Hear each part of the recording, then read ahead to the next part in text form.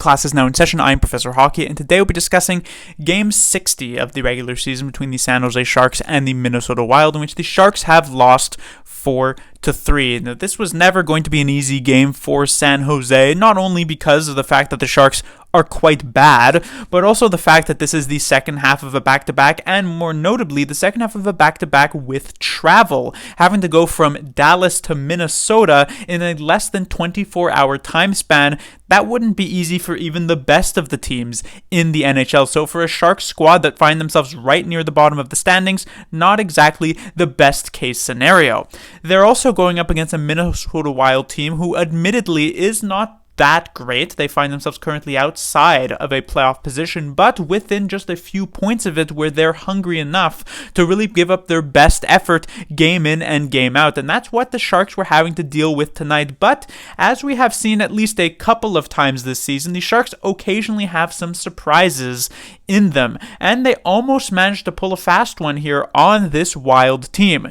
This, throughout the entire game, was not a very good game for the San Jose Sharks. They ended up with just 15 shots on net, which is not their season low, surprisingly, sadly enough to say, but it is amongst some of their lower shots that we have seen thus far this season. And in terms of actual chances generated, it was exceptionally low, as they were only given a single high danger scoring chance credited in tonight's game. And you may be wondering, well, how is it that they managed to score 3 goals in that case? Well, let's jump right into that. In the first period, it actually ends up going scoreless. Neither team manages to get on the board, but the Sharks themselves only get 3 shots on net, none of the dangerous variety, and so they were almost kind of lucky to emerge from the first period. But it should be noted that the Minnesota Wild themselves also didn't generate a ton of great chances in that opening 20 minutes. It was a relatively slow and not too much happening period of hockey. In the second period is when the goal scoring did start to emerge, and it was the San Jose Sharks from a special teams perspective that managed to show up here. And this is what is important to mention. When I said one high danger chance generated for San Jose, that was one high danger chance at even strength. The Sharks got 2 of their goals from the special teams situation. Mikael Granlund on the power play, and then just a couple minutes later, it is Nico Sturm shorthanded who make it 2-0 San Jose. However, that lead would not stand particularly long. It would be cut in half on that very same power play that Nico Sturm had just scored shorthanded from to make it 2-1. And then very soon after that as well, it is Kirill Kaprizov who gets his first of 3 tonight to tie it up at 2. Moving into the third period, again, not a ton doing for San Jose. They do get the very early goal in this period thanks to an intercepted pass by Anthony Duclair, who ends up with a breakaway chance and getting the goal to give the Sharks back a 1-goal lead. Not a surprise to see that Duclair goal come from like a breakaway or 2-on-1 odd man rush type of situation. That seems to be primarily the types of goals that he is able to score, because that's just primarily the type of player he is. And with this lead, the Sharks just not really able to hold it particularly long. Once again, it is tied up, this time again by Kirill Kaprizov to make it 3-3, and it looked like with the previous game against the Dallas Stars just yesterday, that the Sharks would go into post-regulation time, earn at the very least a point, and give themselves a chance to get the 2 points. But instead, Kaprizov, finishing off the hat trick with about 4 minutes left in the third period, takes the lead for the Wild for the first time in this game, and the Sharks do not have it in them to tie this one up. So I did mention at the very least, if we want to look on the bright side, that in the previous game, the worst case scenario for San Jose in these games is to lose a game in the overtime or in shootout, because you get the sadness of the Sharks losing with also combined with the fact that they get a point in the standings. You don't want both of those things. So at the very least, if they're going to lose, you want that to happen in regulation. So technically, this is a better result than yesterday's game against Dallas, just from a standings perspective. But them giving this one up pretty late in the third period and then not really giving much of an effort to be able to tie it up after they held the lead a couple of times in this game is probably not going to sit super well with the team at all. Moving on to the players to talk about, we have the top line of Duclair, Granlund, and Zetterlund. And I want to start off with Fabian Zetterlund. And it was a few weeks ago when the Sharks were more of a healthier team, with players like Hertl and Couture in the lineup at that time, that David Quinn made the decision to drop William Eklund down to the third line, with the justification that this was going to give him an opportunity to play against weaker competition when he is on the ice. The idea that if Eklund were on the third line, he'd be going up against other teams' third lines, which would be noticeably weaker than other teams' top 6 players, and that would open things up for Eklund to really find a bit more confidence to his game. Whether you agreed with that or not, it did end up working out for a couple of games before he was kind of forced to return back to the top 6 due to the injuries sustained by San Jose. Now, how does this relate back to Zetterlund? Well, honestly, it feels as though that same logic could very well be applied to Zetterlund, who has been forced into a top 6 and even top line role for the San Jose Sharks over this last few weeks, just due to the amount of injuries that this team has had, and he hasn't really managed to have that much success in this position. Over these last few games, the first line has been mediocre at best, except in the one game against the Anaheim Ducks, who I wouldn't even put that much credit into that, because the Ducks are one of the only teams who are just as bad, or maybe slightly better, than the San Jose Sharks. But when it came up against like actual top competition, or even just mid-level competition in the NHL, this first line did not really have much success, and Zetterlund himself hasn't been able to have much success. So I do hope that into the future, not only when the Sharks are more healthy this season, but also more so looking forward to like next season, the season after that, Zetterlund will more so fall into a second or perhaps even third line role for the San Jose Sharks, because I think he will have a ton more success there than having to play off against players like Kirill Kaprizov more often than not, and just not being able to actually find any openings on the ice because of it. When it comes to the two other players here, Mikael Granlund honestly hasn't been that fantastic over these last few games, except with the exception of that game against the Anaheim Ducks, of course, as I mentioned.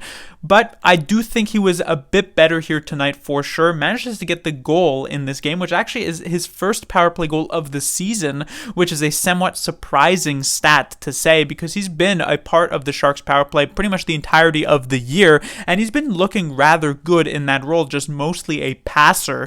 This time elects to shoot and it works out for him. So it was a pretty good game for Granlund against his former team. And then when it comes to Anthony Duclair, he stays with a bit of the hot hand at the very least, getting this goal that made it 3-2 San Jose at the beginning of the third period. He continues to make a case for himself to be acquired by some other team around the league, doing a pretty good job at that. Anyone who's watching Duclair play at this point knows that the player that they are acquiring is not someone who's going to be forechecking hard and be like a top line player who's just going to dominate the ice, but you know that he's going to be able to find these openings. He's going to be able to use his speed and his skill to get these great chances here or there. That's exactly what he's been doing with the San Jose Sharks over these last couple of weeks, and that's exactly what a team would be aiming for from him. Then we get to the second line, and this is where we had our substitution at forward here tonight, as Cunnin and Zadina were joined instead by Kevin Labanc here tonight. This is not an indication of anything about William Eklund's game, obviously not, since Eklund was one of the Sharks, if not the best Sharks forward in the previous one against the Dallas Stars just yesterday. Instead, Eklund is forced out of the lineup due to an illness, and the substitution is Kevin Labanc, and he gets put onto this second line, perhaps due to the fact that they don't want to disrupt the chemistry of the bottom 6, perhaps due to the fact that David Quinn wants to see if he can rise to the occasion here. And what we did see here tonight from this second line is that Eklund is a massive part of it, and without him on the line, they're not necessarily getting a ton done. Now, I will say, I think in the absence of Eklund, Zadina did step up a decent amount. I thought he was doing an okay job at driving this line forward, but it was clearly nowhere near the level of performance that they had just yesterday. And it was also quite clear that Kevin Labanc is no William Eklund. And this feels like almost like the final nail in the coffin for Kevin Labanc. Obviously, he's already been in and out of the lineup many, many times. He's had long stretches of time where he's just been a healthy scratch every single game. Even recently, where he's been occasionally finding his way back into the lineup, it's only for like a game or two before immediately stepping right back out and onto the bench. This was a chance to try and make something happen here, and it just didn't really end up happening at all. The most notable thing about Kevin Labanc's game here tonight was a 4-minute penalty that he ended up taking, giving the Minnesota Wild a double minor 4-minute power play. But besides that, in this situation, yes, he's not playing with the best of forwards with with Luke Kunin and Filip Zadina. These aren't necessarily top 6 types of guys. But when you consider the fact that William Eklund in this role can drive this line forward and Kevin Labanc is nowhere near that level, it seems very, very, very clear that Labanc's time with the San Jose Sharks is up. I imagine once San Jose even gets slightly healthy, we will not see Labanc ever return to the lineup for San Jose. So he might still have a couple of games here while players are still injured, but once that's over, he's probably going to be sitting out. And there's very, very, very little chance that he ends up returning to the San Jose Sharks once his contract is up at the end of the year. This is likely the last we will see of Kevin Labanc.